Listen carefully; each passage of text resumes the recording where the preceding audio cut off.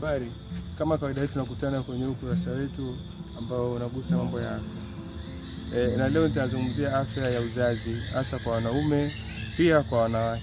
Nitataja vyakula vitano ambavyo vitakufanya homoni zako ziweze kupanda, either ni hormones za estrogen hormones, iwe ni testosterone hormones kwa wanaume. So vyakula vitano ni kama vifuatavyo.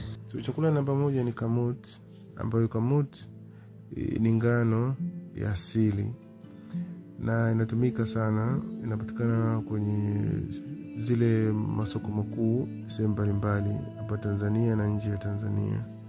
So mara nyingi inatumika kupika vyakula mbalimbali ikiwemo uji maarufu ambao unaitwa uji wa shanga. So chakula namba 2, wild yam.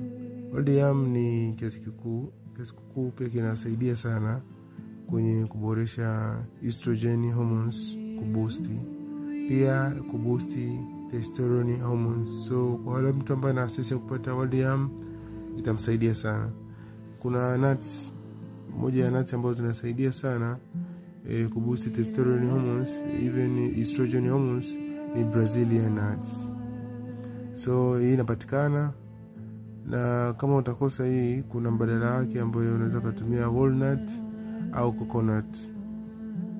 Hiyo coconut kwa maana ya nazi pia inasaidia.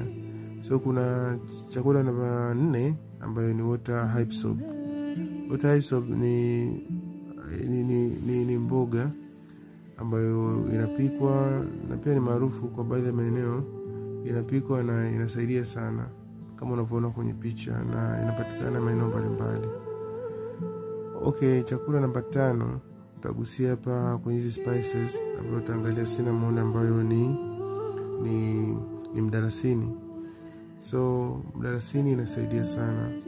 Badala yake ya mdalasini pia unaweza kutumia kitu kinaitwa rosemary, pia ina boost sana estrogen hormones na hiyo testosterone hormones. In fact hormones mbalimbali zinapatikana kwenye mfumo wote wa uzazi wa mwanamke au mwanaume, ina boost sana maeneo hayo.